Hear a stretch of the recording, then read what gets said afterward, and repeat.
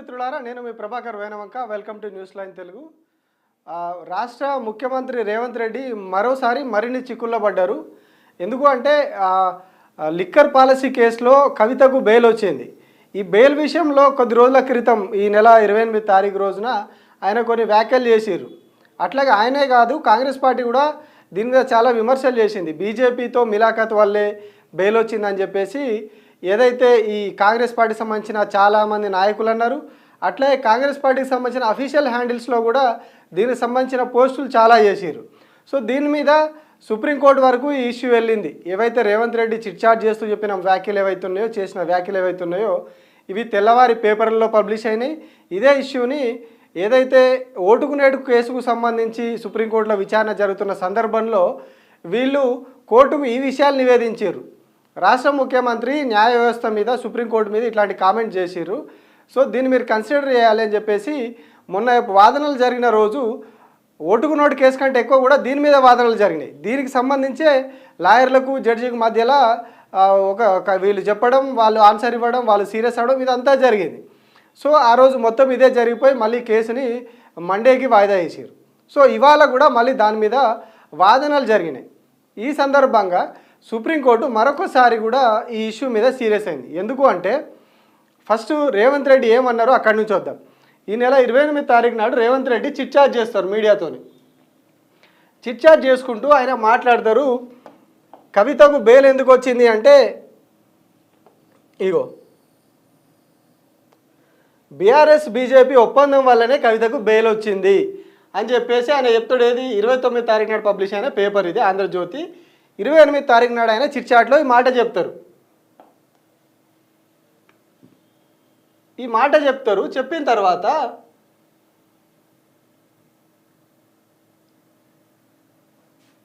ఏది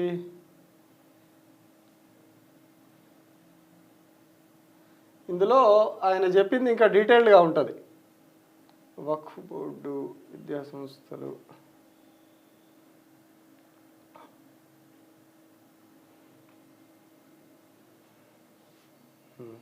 ఇందులో ఎత్తేసినట్టున్నారు.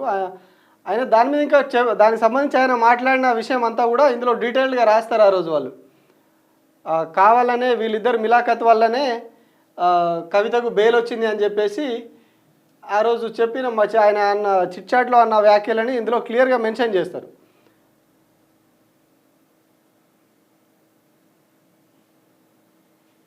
ఆ రోజు దానికి సంబంధించి ఆయన ఈ వ్యాఖ్యలు చేస్తారు. బీఆర్ఎస్ బీజేపీ ఒప్పందం వల్లనే కవితకు బెయిల్ వచ్చింది అని చెప్పేసి ఆయన చిట్చాట్లో ఓపెన్గా అనేస్తారు. ఆ విషయం తెల్లారి చాలా పేపర్లు పబ్లిష్ చేసినాయి, ఆ వార్తను రాసినాయి. సో ఓటుకు నోటు కేసు విచారణ సందర్భంగా ఈ అంశాన్ని వీళ్ళు కోర్టుకు వివరిస్తారు. న్యాయ వ్యవస్థ మీద ఇప్పుడు ఎవరైతే ఈ ఓటుకు నోటు కేసులో నిందితుడుగా ఉన్నాడో, తెలంగాణ ముఖ్యమంత్రిగా ఉన్నాడో, ఈ వ్యక్తి ఈ వ్యాఖ్యలు చేస్తున్నాడు కోర్టు మీద, ఇది ఎంతవరకు సమంజసమని కోర్టుకు చెప్తాడు. సో దీని మీద కోర్టు కూడా చాలా సీరియస్ అవుతుంది. కోర్టు మీద, చట్టాల మీద గౌరవం లేదా, ఎందుకు ఇట్లా ఒక ముఖ్యమైన పదవిలో ఉన్న వ్యక్తి ఇట్లాంటి వ్యాఖ్యలు చేయవచ్చా అని చెప్పేసి కోర్టు కూడా సీరియస్ అవుతుంది. సో ఫర్దర్ హియరింగ్ అనేది మండేకి వాయిదా పడుతుంది. సో అప్పటి వరకు కూడా ఆయన మాట్లాడింది నేను ఆ రోజు తెల్లవారే అన్ని పేపర్లో పబ్లిష్ అయింది. అంటే బీజేపీ బీఆర్ఎస్ పొత్తుతోటే బెయిల్ వచ్చిందనే విషయం రేవంత్ రెడ్డి అన్నాడని చెప్పేసి అన్నిట్లలో పబ్లిష్ అయింది, పేపర్లో, టీవీలు కూడా వేసినాయి. కానీ ఆ రోజు రేవంత్ రెడ్డి స్పందించలేదు దీని మీద. బట్ ఎప్పుడైతే సుప్రీంకోర్టు ఆగ్రహం వ్యక్తం చేసిందో, ఎప్పుడైతే సుప్రీంకోర్టు మొట్టికాయలు వేసిందో, చీవాట్లు పెట్టిందో, అప్పుడు ఆయన రెస్పాండ్ అవుతా ఎప్పుడో పొద్దున సుప్రీంకోర్టు దాని మీద సీరియస్ అవుతే ఆ రోజు సాయంత్రానికో రాత్రికో ఆయనకు ట్వీట్ వేస్తారు. I have the highest regard and full faith in the Indian judiciary.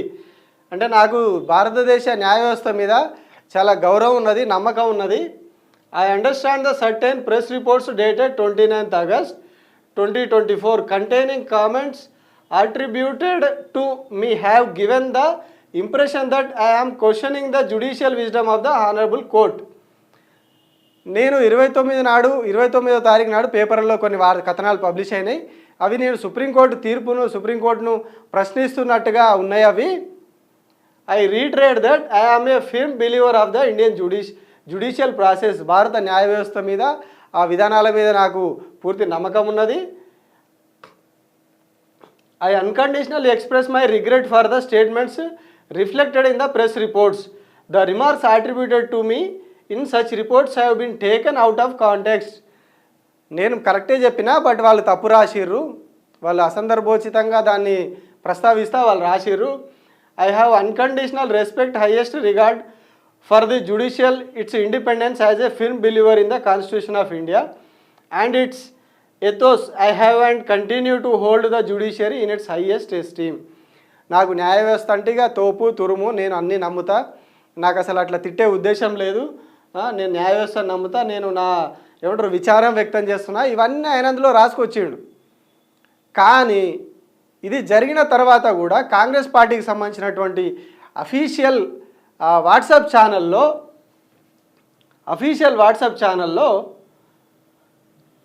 ఇగో ఇవన్నీ తిరుగుతూ ఉన్నాయి. ఇది అఫీషియల్ ట్విట్టర్ హ్యాండిల్, కాంగ్రెస్ పార్టీకి సంబంధించిన అఫీషియల్ ట్విట్టర్ హ్యాండిల్. న్యాయం గెలిచిందా? మద్యం పాలసీ స్కామ్లో జైలుకు వెళ్ళినందుక, తెలంగాణ ఆత్మగౌరవాన్ని మంటగల్పినందుక, తెలంగాణ సమాజం తలదించుకునేలా చేసినందుక, ఉద్యమం పేరుతో దోచుకుని అవినీతి కేసులో దొరికినందుక, ఇగో ఇక్కడ ఢిల్లీలో బీజేపీ నాయకులతో ఒప్పందం కుదుర్చుకున్నందుక, ఢిల్లీలో బీజేపీ నాయకులతో ఒప్పందం కుదుర్చుకున్నందుక. అంటే ఏమి ఇంటెన్షన్ తోటి చెప్తున్నారు? ఢిల్లీలో బీజేపీతో ఒప్పందం అయింది కాబట్టి బెయిల్ వచ్చిందని ఇంటెన్షన్ వచ్చేలాగా వీళ్ళు పోస్ట్ పెట్టారు. ఇంకా ఇది Congress party, Telangana Congress party official WhatsApp channel. ఇది బెయిల్ వచ్చిందా ఇచ్చారా, ఈ రెండిట్లో ఏది కరెక్ట్? కవిత ఫోటో క్వశ్చన్ మార్క్. ఇది ఇప్పటికి కూడా స్టిల్ అందులో ఉంది, మీకు అవి చూపించే ప్రయత్నం చేస్తాను రాళ్ళనే. స్టిల్ అందులో ఛానల్లో ఇప్పటికి కూడా అది ఉన్నది అట్లనే,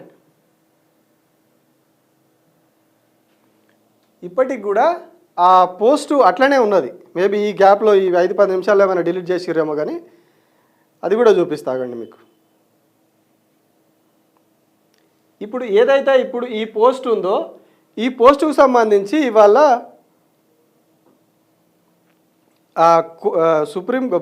సుప్రీంకోర్టులో మళ్ళొకసారి వీళ్ళు ఆ ఓటుకు నోటు కేసు మీద విచారణ జరుగుతున్న సందర్భంలో దీనికి సంబంధించి వీళ్ళు ప్రస్తావించారు కోర్టులో.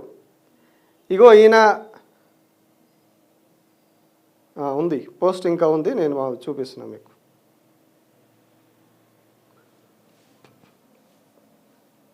ఇగో ఇది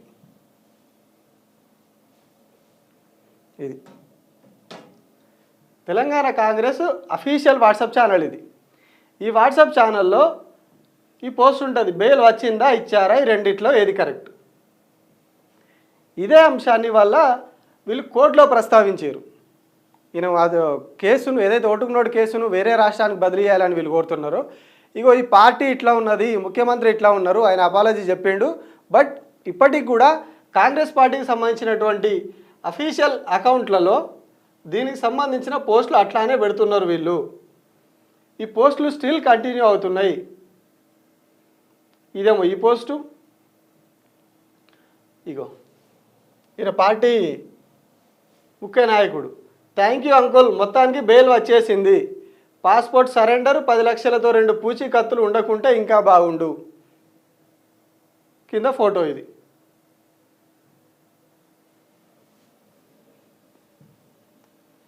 ఇది Congress party working president Mahesh Kumar Goud comments ఇవి. కవితకు బెయిల్ ఊహించిందే, బీజేపీ బీఆర్ఎస్ కుమ్మక్కుతోనే బెయిల్, మొన్నటి వరకు చీకటి ఒప్పందాలతో కాంగ్రెస్ను దెబ్బతీయాలని చూశారు, పార్లమెంట్ ఎన్నికల్లో కుమ్మక్కైనాయి, బీజేపీ నేతల ఇళ్ల చుట్టూ తిరిగి కాళ్ళ మీద పడి కవితకు బెయిల్ తెచ్చుకున్నారు. బీజేపీలో బీఆర్ఎస్ విలీన ప్రక్రియ మొదలవుతుంది, ఇంకా బీజేపీలోనే బీఆర్ఎస్ విలీనం ఒక్కటే మిగిలింది. కవితకు బెయిల్ వచ్చిన తర్వాత ఈ పరిణామాలన్నీ జరుగుతున్నాయి. వీళ్ళు ట్వీట్లు వేయడం, ఇదంతా చేయడం, ఇక్కడ రేవంత్ రెడ్డికి క్షమాపణలు చెప్పినా కానీ ఆ తర్వాత జరుగుతున్న వ్యవస్థ అంతా కూడా ఇవాళ దీని మీద కోర్టులో వాదనలు జరుగుతున్న టైంలో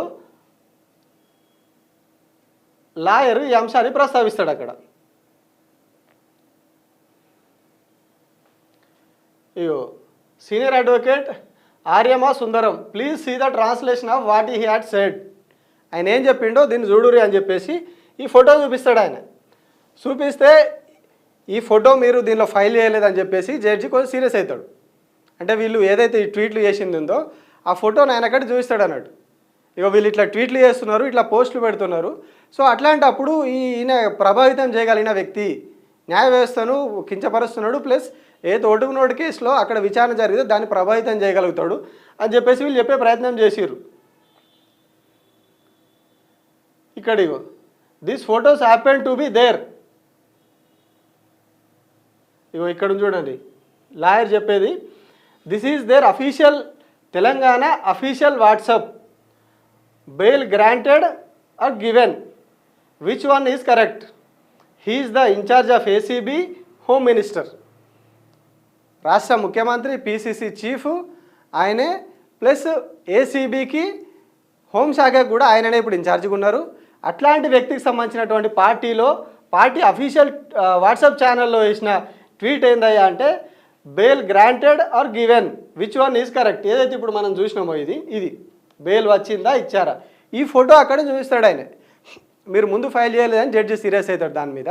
సో ఇది అంటే ఈ ఇష్యూలా మళ్ళొకసారి ఏం చేసిరంటే, ఇది అక్కడ పెట్టేసరికి కోర్టు సీరియస్ అవుతుంది.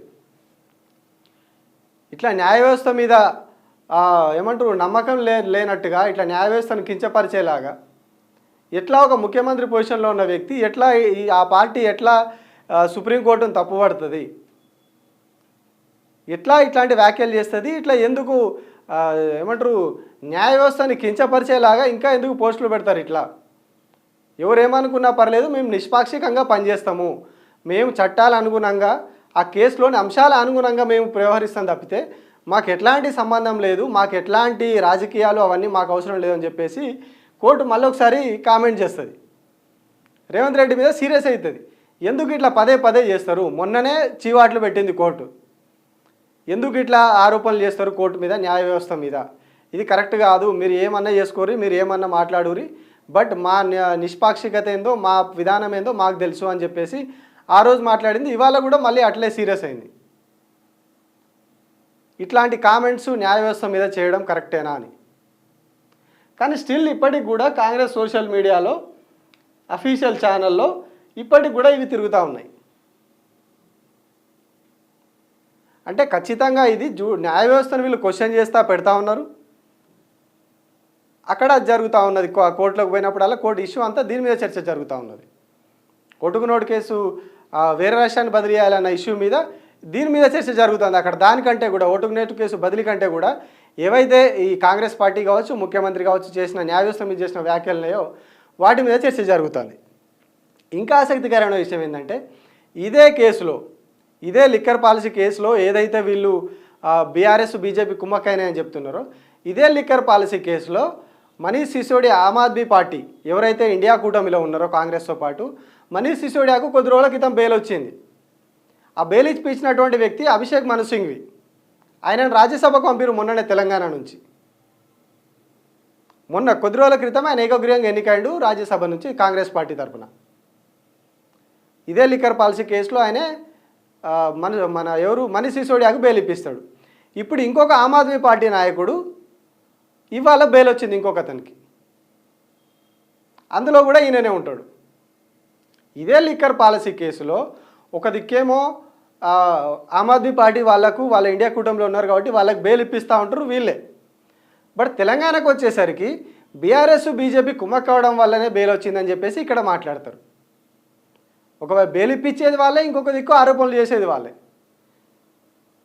సో దీని మీద సుప్రీంకోర్టు చాలా సీరియస్ అవుతూ ఉన్నది.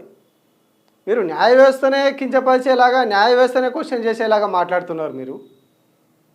అక్కడనేమో యాక్సెప్ట్ చేస్తారు, ఇక్కడనేమో కుమ్మక్కుతోటి వచ్చిందంటారు. అంటే ఇప్పుడు ఒకవేళ ఇక్కడ కుమ్మక్కుతోటి వస్తే అక్కడ వచ్చిన 2 బెయిల్ కూడా కుమ్మక్కు వల్ల వచ్చినట్టే అనుకోవాలి కదా. దానికి ముందు కేజ్రీవాల్ కూడా బెయిల్ వచ్చింది, కొద్ది రోజులు మధ్యంతర బెయిల్ వచ్చింది, ఎలక్షన్ కోసం మళ్ళీ పోయిండు ఆయన. అప్పుడు కూడా ఇట్లాంటివి జరిగినాయి అనుకోవాలి కదా.